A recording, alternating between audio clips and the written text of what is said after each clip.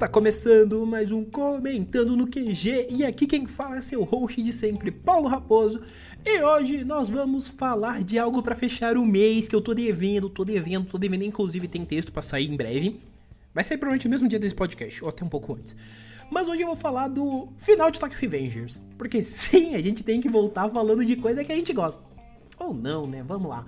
Mas assim, eu vou falar do final de Tokyo Revengers, ele não entra na pauta regular. Não entra. Um episódio que é pauta regular, vocês vão descobrir amanhã. Segredo.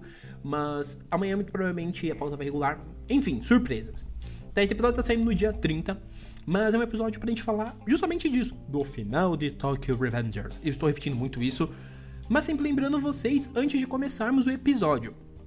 Tokyo Revengers, ele sai no Brasil de forma oficial. Tem os capítulos de Simulpub e tem a versão encadernada. Ambas saem pela JBC, tá? Os Simulpub saíram pela JBC, a versão encadernada sai pela JBC, não é publi, tá? Queria, mas não é. Tô falando realmente porque eu tô engasgado com esse final, eu quero falar um pouco desse arco final inteiro, pelo que eu lembro. Futuramente eu vou fazer um episódio mais voltado realmente pra Tokyo Revengers, porque eu falei na época do anime que o anime ia bombar, o anime bombou, mais uma pra minha conta de certeiro, que eu top. Desculpa. É assim, eu falei na época que o bagulho ia bombar. Teve gente que não me ouviu, achou que era brincadeira, o Raposo é louco. Mas tá aí, ó, o bagulho bombou, fez sucesso. Até já vou começar mencionando que a série, até o presente momento desta gravação... Opa, pera aí que eu acho que eles vão ver o barulho do meu mouse, mas é isso. Até o presente momento, a série tem um total de 102.405 users no MyAnimeList, que é o principal agregador para animes e mangás. É um dos principais, né? Ele tá com popularidade de número 31, ranqueado como número 518, e tem um score total de 8.11 lá no MAL, né, no MyAnimeList. Então, assim, de notas gerais, a série permanece com uma nota muito boa. A série vinha com uma nota aí de número...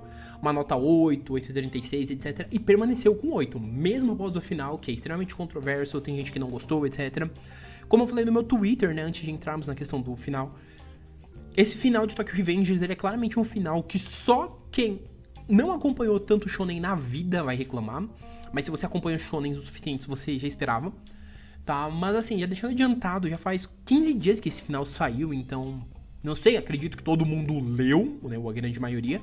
Mas se você não leu, já quero deixar advertido que teremos spoilers do final. Spoilers do arco final em geral. Então, se porventura você não leu... Pula esse episódio, vai pro episódio seguinte, tá? Aguarda o episódio de quinta, ou volta lá pro episódio de Vanguard, tá? Ou algum outro aí ao longo desses episódios que nós temos no feed. Porque é uma coisa bem interessante, tá? Um ponto que eu vou deixar adiantado sobre o final de Tokyo Revengers é que desde que o arco final, de forma geral, começou, eu vi muita gente reclamando, falando assim que era um arco desnecessário, era algo que não precisava existir, muito porque a série em si, ela já não tinha mais o fôlego que teve outrora. Muito fã reclamou ao longo do desenvolvimento, achou que a forma como a série estava sendo desenvolvida era extremamente fraca, né? Teve gente que começou a ver muito defeito, mas a série já foi melhor, não sei o que, sendo que na realidade eu acho que é legal a gente sempre deixar isso evidenciado. A série, ela tinha um foco X, né, no começo o Takemichi, ele foi pro passado na intenção de salvar a Hina. Tá, eu acho que isso é interessante a gente deixar muito claro. Ele queria salvar a Hina e mudar esse futuro onde ela morria, etc. E ao longo da série, ele vai se desenvolvendo, ele vai percebendo que, assim, ele não quer só salvar a Hina. À medida que ele vai fazendo amizade com os meninos da Toman, à medida que ele vai se entendendo como personagem, ele vai querendo fazer mais coisas, ele vai querendo salvar mais pessoas, ele vai querendo mudar a vida dessas pessoas. E aí entra o primeiro ponto do arco final, que algumas pessoas acham desnecessário. Quando ele consegue o final bom, né, o good end, onde ele salvou a Hina, onde ele vai casar com a Hina, onde, tipo, Kisaki morre, etc. Só que o Mike, né, não tá junto com eles. Ali, por mais que você queira vir falar pra mim, mas era um final justo, não sei o que, não era, porque a ideia do Takemichi era realmente deixar todos os amigos juntos, né? Ele queria até que o Manjiro, né, o Mike tivesse junto com eles. Então não fazia sentido pra jornada do personagem Takemichi que um dos amigos dele não estivesse ali. Por isso ele vai atrás, por isso dá todo aquele enrosco, e depois de todo o enrosco que é dado, ele acaba voltando pro passado de novo, pra então finalizar aí essa jornada, né, que é esse arco final. Um ponto que eu acho legal da gente mencionar desde já desse arco final é que toda a questão de nova gangue, toda a questão do que acontece com o Mike e todo o desenvolvimento de personagem aqui, ele não é da melhor ideia, né? Ele não é das melhores ideias. O Ken Wakui, ele desenvolve muita coisa muito melhor ao longo da história. É perfeito, Paulo? Não. Mas ele sabe desenvolver muitas coisas referentes a dramas de personagens que funcionam muito melhor do que tudo que ele faz ao longo desse último arco. Ele nos apresenta personagens muito interessantes, ele nos apresenta conceitos muito interessantes nesse final, só que nada que realmente a gente olhe e fale é inovador. Ah, mas não sei o que não era... Cara, não é inovador, é shonen. E shonen, como você bem sabe, adulto de 30 anos que tá reclamando desse final, ele não é pra gente, ele é pra uma molecada de 15 e 16 anos. Tokyo Revengers, ele furou muito essa bolha porque a estética em si da série, especialmente desse começo, ela é muito diferente do que nós estamos esperando. Ela não é necessariamente aquilo que a gente quer, ela é aquilo que a gente está esperando. Então, muita gente que às vezes fica esperando que realmente funcione de uma forma, não entende o que está acontecendo. Então, assim, eu acho que se faz necessário que a gente consiga entender o que está acontecendo para conseguir ter uma melhor ideia do que vai vir a seguir. Esperar muito desse final de Tokyo Revengers, ele é basicamente você ter uma ideia muito deturpada com relação ao que é um shonen. Ah, mas ele não tem que ser bom. E aí eu já vou entrar no primeiro ponto de defesa. O Ken Wakui cria um shonen bom. Goste você ou não, Tokyo Revengers é um bom shonen. Ah, mas ele é um bom shonen. Ele vai do ponto inicial ao ponto final cumprindo exatamente aquilo que ele se propõe, que é amadurecer o Takemichi, porque o Takemichi no começo ele é extremamente bondão, ele só apanha e é uma das principais reclamações. Só que o Takemichi dos últimos capítulos, ele é um outro Takemichi, ele é um Takemichi decidido, ele é um Takemichi que ele realmente quer fazer a diferença. Inclusive, ele tem os melhores diálogos com a Hina, na minha opinião, nesse final, que é a cena que ele tá no hospital chorando depois que o Draken morre, e ele tá se segurando, tá o Shifuyu e os outros meninos, tipo, super triste porque o Takemichi morreu, e o Shifuyu putaço porque o Takemichi não chamou ele, e o Takemichi quebrado, e a Hina abraça ele e fala: meu, você não tem que carregar tudo isso sozinho, eu tô aqui. E aí é nesse momento que ele se permite chorar, assim como o momento que ele admite pra ela que ele tá com medo de morrer. Isso tudo é bem interessante. O confronto final em si, ele é bem legal, ele gera alguns momentos bem interessantes, ele tem algumas quebras de expectativas que depois se desenvolvem melhor, que é bem legal. É óbvio que a gente sabe como isso terminaria, só que da forma como o roteiro trabalha é bem interessante. A gente fica realmente curioso pra ver como é que o Ken Yakui vai trabalhar isso, pra ver como que isso será trazido à tona. O autor, obviamente, ele não é nenhum gênio, ele trabalha muitos clichês, ele dá muitos indícios do que ele vai fazer. Eu vi gente não, né? Um abraço, Arthur, reclamando de que o impulso negro e não sei o que, pá. E aí, quando isso é explicado, não é explicado de uma maneira genial, não é explicado de uma maneira que eu olho e falo, putz, o Ken Wakui super acertou nessa explicação. Só que ele seguiu uma regra que é uma regra universalmente conhecida. Se você apresenta um conceito, você tem duas opções. Ou você caga e anda pra esse conceito, finge que ele não existe e segue o bonde, ou você explica. E se você vai explicar, explique minimamente convincente, que é o que ele faz. Não comprei! Foda-se. Ele explicou e ele conseguiu convencer algumas pessoas, entendeu? Então, assim, pode não ser o conceito revolucionário, destruidor de mundos, só que se ele é um conceito que consegue te convencer que aquilo funciona, o resto é resto. E aqui ele faz isso muito bem, aqui ele entende bem o que ele precisa fazer para que nós, leitores, olhemos aquilo de uma forma muito positiva, que a gente olhe e fale, putz, é bem legal. Então, assim, todo o desenvolvimento da batalha final, ele é muito bom. Eu não acho arrastado, sou muito honesto em dizer isso. Eu só não acho arrastado. Só que eu acho que algumas coisas, como foram feitas, poderiam ter ficado no off. Tipo assim, mostrar os meninos lá, algumas reviravoltas poderiam ter ficado no off. Não sei se ter sido aquela vitória, derrota no off. Mas assim, todo o foco, quando a gente começa a entender melhor o trauma, a questão de como que funciona a viagem do tempo, né, na medida do que ele explica, tudo isso é feito de uma maneira Não estou dizendo boa, mas estou dizendo que é aceitável. É dentro da regra, dentro das linhas do jogo. Dentro da loucura feita por Ken Wakui, tá dentro daquela linha. Seguindo dentro dessa linha, eu não posso simplesmente olhar e falar, é um lixo, taca fogo. Não, tá bem feito. Tá? Além disso, é bem interessante a gente ver a questão do Shinichiro, né, do irmão do Mike. Como que ele está envolvido diretamente com todo esse rolê. Como que ele, de certa forma, está envolvido com a ligação que tem o Takemichi, a Hina e o Kisaki. Porque quem viu o arco anterior sabe que sim, o Kisaki já conhecia o Takemichi há muito mais tempo, por conta de um dia, que foi o dia que o Takemichi conheceu a Hina, que o Kisaki estava ali, o Kisaki gostava da Hina, etc. E a gente descobre tudo isso. Eu não vou entrar nesse mérito, até pra não ficar explicando a história desse arco em questão, porque aí quando eu for falar de Tokyo Revenge em geral, eu devo falar desse arco. Mas assim, é bem interessante como que o Shinichiro, ele tá nesse ponto, né? E aí entra a questão da viagem no tempo, da viagem, né, dos saltos temporais, que eles são muito bem, que é explicado de uma forma aceitável, né? Que o Shinichiro, o Mike morre numa linha do tempo, o Shinichiro rouba esse poder de um mendigo. Quando ele rouba, o mendigo amaldiçoa ele, fala que ele será preso num karma, e que o mendigo explica que esse karma é um ciclo. Só que o Shinichiro, de certa forma, e eu vou dar minha interpretação dessa questão, o Shinichiro, ele entende esse karma, e quando ele vê que o irmão dele tá vivo, tá saudável, etc., o Shinichiro, ele decide quebrar esse karma. Então, ao invés dele esperar que alguém roube o poder dele, ele dá o poder pro Takemichi. Tanto que eu vi muita gente falando, tem o karma, né? Quando chegou o último capítulo, que é o que eu vou falar daqui a pouco. Tô falando bastante do arco final de forma geral, pra falar do último capítulo. E quando é explicado isso, é bem interessante você perceber isso, porque pelo que o mendigo explica, esse poder ele sempre foi roubado, ele nunca foi dado. Então, por ele sempre ter sido roubado, a pessoa sempre tinha um destino trágico. Já nesse caso, ele quebra isso quando ele vê que o Takemichi tenta salvar a Hina, que ele fala assim, eu vou te dar esse poder, e ele dá o aperto de mão, e a gente entende porque que o gatilho é o aperto de mão. Que ele fala assim, no momento que você precisar, esse é o gatilho.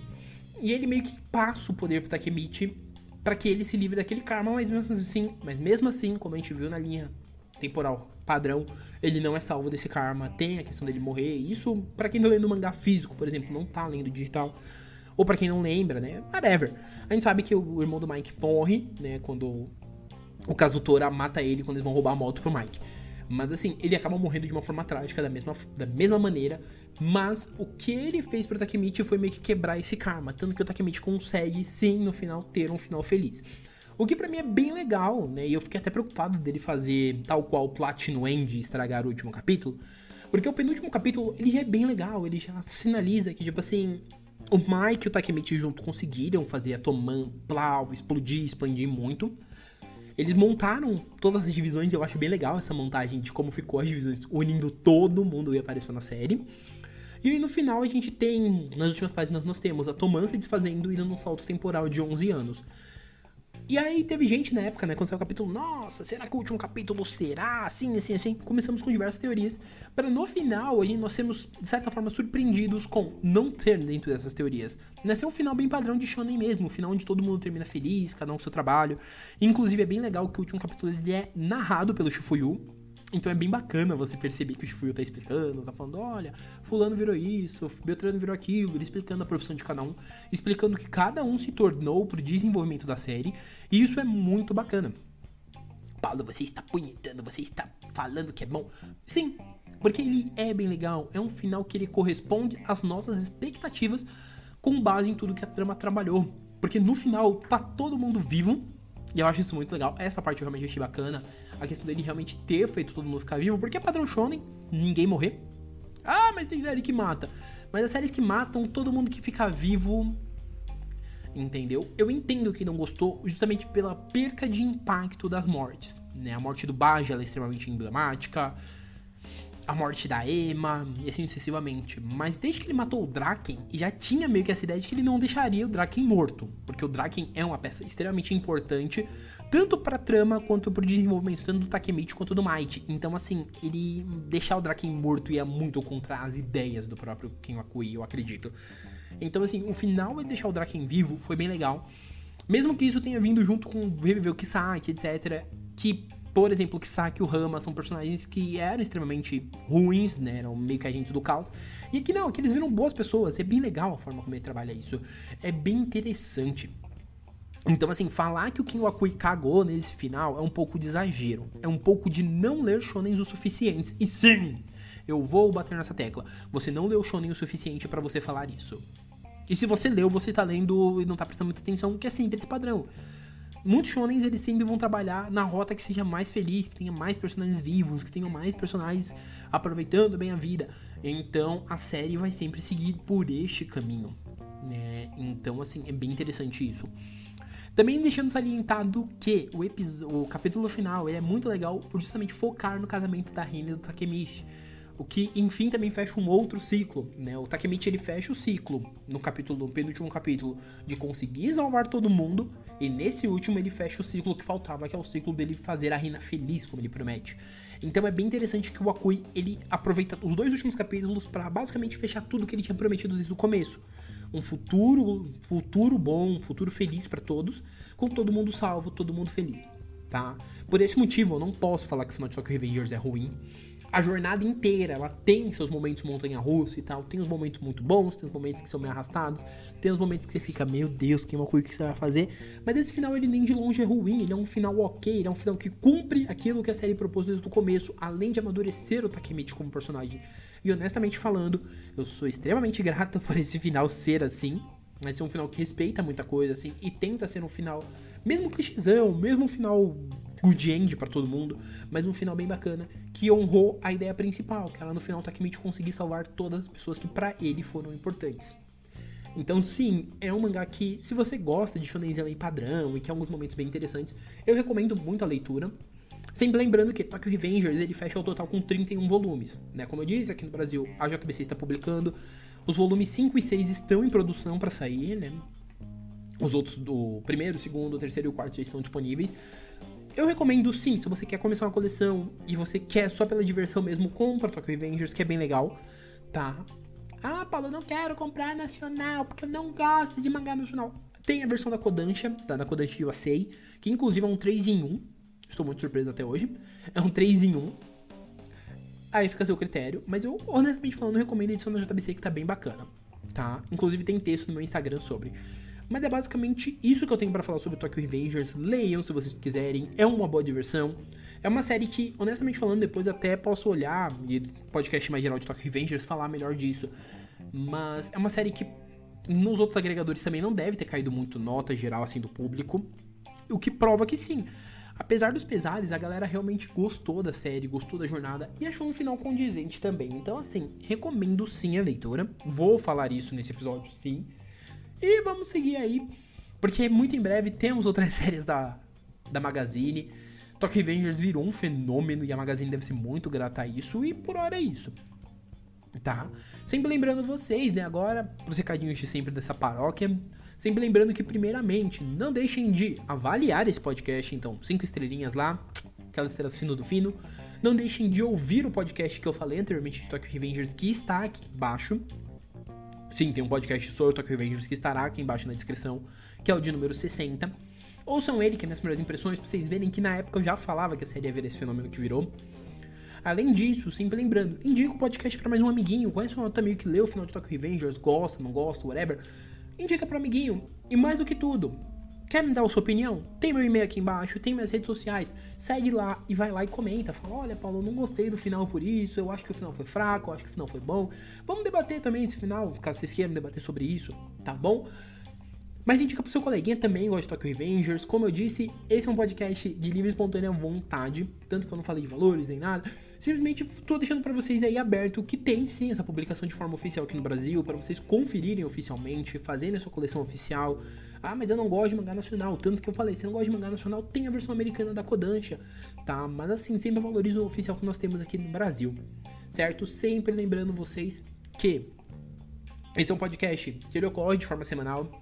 Como esse episódio ele está indo ao ar no dia 30, e nós já estamos aí virando o mês pro último mês do ano, eu preciso também deixar vocês avisados, para você que está ouvindo esse podcast no dia 30 até o dia 3 de dezembro, no dia 4, se você estiver na CCXP, eu estarei por lá. Obviamente eu não vou Não vou como credencial, eu vou como visitante, mas no dia 4 eu estou por lá. Então se você me encontrar por lá, ou ver esse podcast dentro desse prazo, me encontrou lá no dia 4, às vezes até tá indo pra lá no dia 4 e me encontrou, pode me dar um oi, pode vir conversar comigo, que eu vou adorar conversar com vocês, tá bom? Sempre lembrando que amanhã, dia 1º, já volta o episódio regular. E olha, eu adianto pra vocês que é um episódio regular que eu garanto que vocês vão gostar bastante. Especialmente os fãs aí de um certo autor. Mas assim, a gente vai conversar melhor. Ao longo dos próximos dias, nós teremos mais episódios. E dezembro chegou. Com ele chega algumas surpresas também que vocês vão ver ao longo do mês. Tá bom? Só reforçando pra vocês, o Comentando no QG está disponível nos principais agregadores: Spotify, Apple Podcast, Amazon Music, Google Podcast e no Deezer. Então não deixa de conferir no seu agregador favorito, além dos demais aí que temos, não deixa de conferir no seu agregador favorito para ouvir aí sempre que sair um episódio novo. Ativa também a notificação lá para vocês sempre receberem quando sair. Segue o podcast e além de tudo isso, não esquece de avaliar e indicar para um amiguinho, só reforçando o pedido, tá bom? Galera, por hora é isso, um abraço e nós fomos!